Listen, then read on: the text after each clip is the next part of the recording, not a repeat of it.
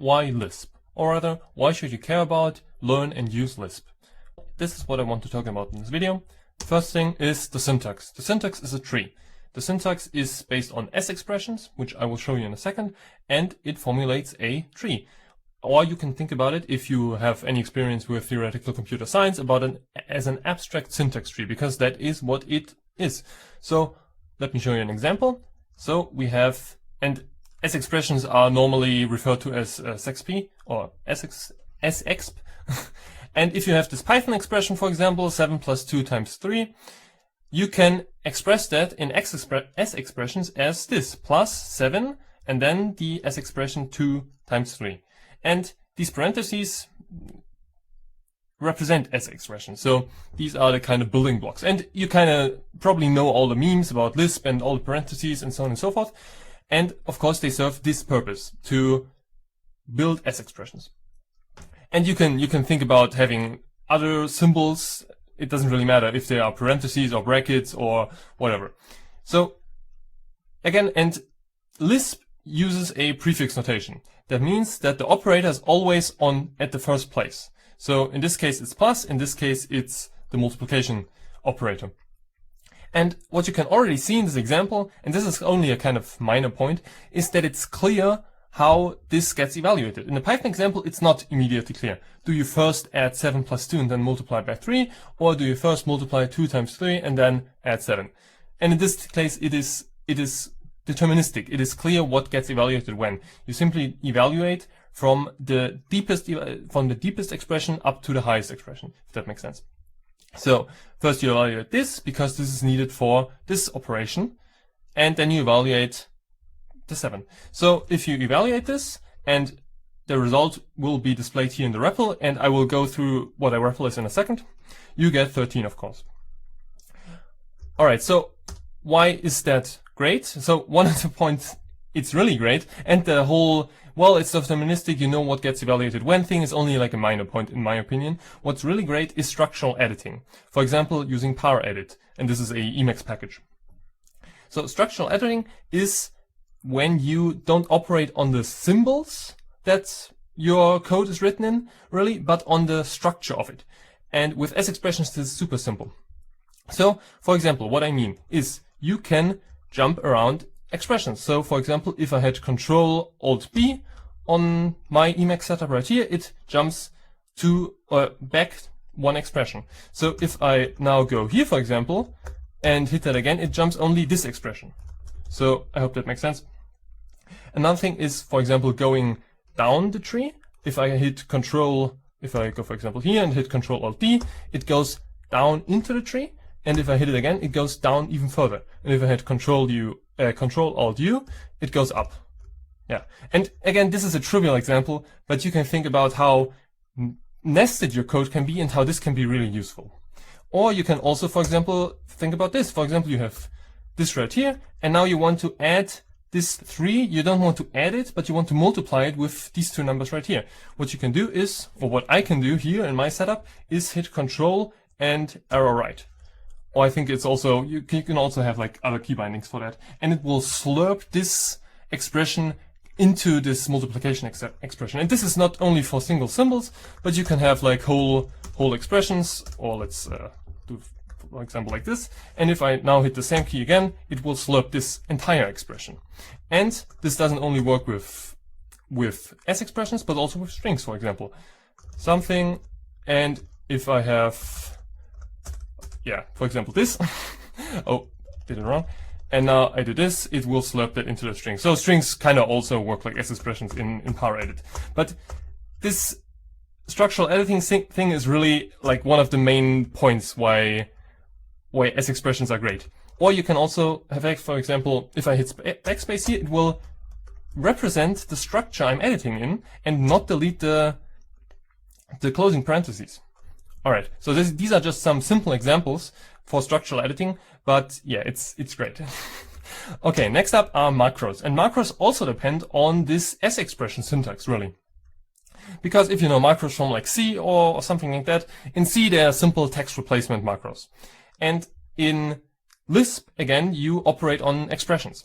So I want to give you a real, show you a real life example, because most examples in these kind of talks are always something very trivial, which doesn't have any real life application. For example, defining a when in terms of an if. I mean, yeah, great, but like most Lisps have a when anyway. So let me show you a real example. If you know JavaScript, you may know this backtick syntax. This is used to define a string, for example, this hello string, but with code in it that should get evaluated. So this will output hello 3, because 1 plus 2 equals 3, and it will replace this expression with the result of this piece of code. And in the Lisp system I use, Chicken Scheme, I have not found something similar, so I decided to just implement it. And if you look at this again, you will see, well, there's this special syntax, these backticks, and also these curly braces and this $sign. This is all hard-coded quote unquote, in the language itself. So you can't really add this as an extension. It's in JavaScript. So what I decided to do was implement a macro. I've called it FF, and let me import that. And what this macro does is exactly this. So I've used for like these backticks, I've simply used these pipes because I kind of found that more visually appealing and easier to think about. And now I have this FF operator, which is not a function or rather procedure, but it is a macro. So, and if I call it, let me scroll up a bit. If I call that, it will do exactly what you expect. It will give us back this hello string, and then it will evaluate everything that's between these pipe symbols, and it will input it into the string. So you get back hello 3, as you would expect, as in the JavaScript example. And what's great here is, I mean, again, this is kind of trivial, but you can also use, for example, variables, and not just like global variables, but also variables that are only defined in a local scope. For example, using let. So let defines variables, but only in the scope we're using it in. So if I call, for example, a here, and now evaluate it, it will tell me unbound variable. But if I evaluate all this, it will give us back hello something, because a is bound to something, and we refer to a right here in this FF macro. Great. And what's really happening in the background here is this macro simply replaces itself with the code that I have specified. So in this case, this function or this macro call right here gets transformed into this string append abc def and space wow. So yeah, that's all there is to it. And again, this is not a function call, but a replacement. All right. So macros are very, oh yeah, and this of course doesn't evaluate, and this will as well, won't as well, because def is not defined. But if we replace it with something trivial, it will of course. All right. So macros are a big thing, and there's a lot of stuff to say about them. And they only really work as well as they do in Lisp because of this S-expression syntax. All right. Next up is REPL-driven development. So this is what I'm using for this demo also. So REPL stands for read eval print loop. So it's this thing right here. So this is called a REPL because it reads what you input, then it evaluates it, then it prints the results, and then it loops back to step 1. So if I input 1 plus 2, for example, it will read this expression, it will evaluate this expression, it will print the result, and it will loop back. So yeah, that's pretty simple. And normally you don't work in this because that's annoying, but you rather work in a file where you can then evaluate expressions. So I can evaluate on my system right here with Control-X, Control-E, and this will evaluate the expression before my cursor. And again, this is great because I can now also evaluate stuff that's not top level. So I can, for example, evaluate this, which will give us an error because A is not defined. But I can, if I go back to the first example, I can evaluate this and we get 13. But I can also evaluate this inner expression and we get back 6. So this really enables a pretty good workflow where you can simply evaluate the expressions you need to. If you compare this to like Python or JavaScript or any other languages that are not based on S expressions, it gets really hard. You have a Python REPL, of course, or a JavaScript REPL, where you can import stuff and stuff like that. but you can't really, it's kind of hard. Like, how would you evaluate this 2 plus 3 expression? Like right here in your editor and with a REPL on the right. You can't, or with a REPL somewhere connected to this editor. You can't really. Yeah, you would have to you would have to enclose it with the parentheses. So like this, for example. And if you think this through to the end, you get to this, where you just simply enclose everything in parentheses, because that's the most straightforward way to think about code. And in the end, it will get transformed into this anyways. Like every programming language uses an abstract syntax tree, and Lisp just makes it apparent. Alright, so now to the end. Lisp is a family of languages, you probably know this. And there are many family members. I've written up the most common ones here. So the most common one, and the one people I think about when they hear Lisp, is Common Lisp. And there are lots of implementations for Common Lisp. I think the most popular one is SBCL, so Steel Bank Common Lisp, which simply compiles down to like assembly instructions. Then there's also Clojure. Clojure is a pretty modern Lisp dialect, and it is based on the JVM, so the JavaScript, not JavaScript, the Java virtual machine.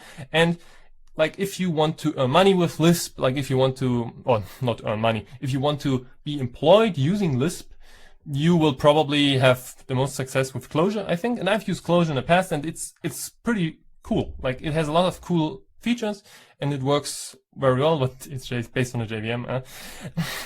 Then there's Emacs Lisp, and Emacs Lisp is of course not really, I mean, is it a real programming language? Of course it is, but it is restricted to Emacs, so to running within Emacs. But this is really the reason why Emacs is so popular still. It's because of Emacs Lisp. And then the last member I have listed here is Scheme.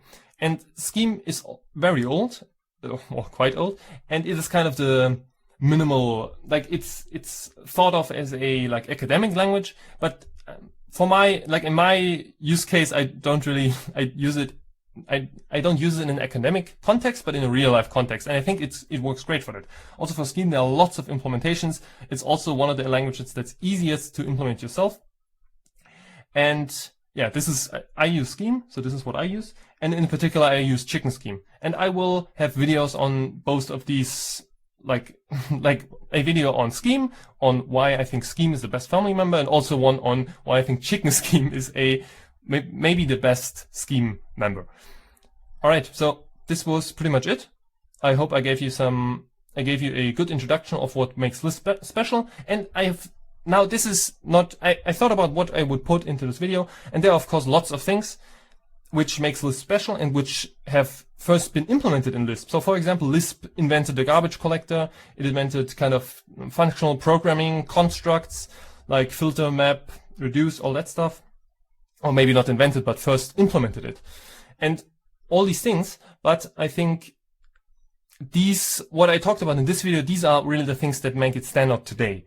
Because nowadays, I mean, Python, JavaScript, they all have like map, filter, whatever. Like this is not something special, but the syntax the syntax is what makes Lisp Lisp. Like if you implement a language which also works on S expressions, be it with parentheses or some other symbols, it will feel and kind of be a Lisp. So yeah, so this is I think the fundamental point. Alright, that's it. Have a nice day.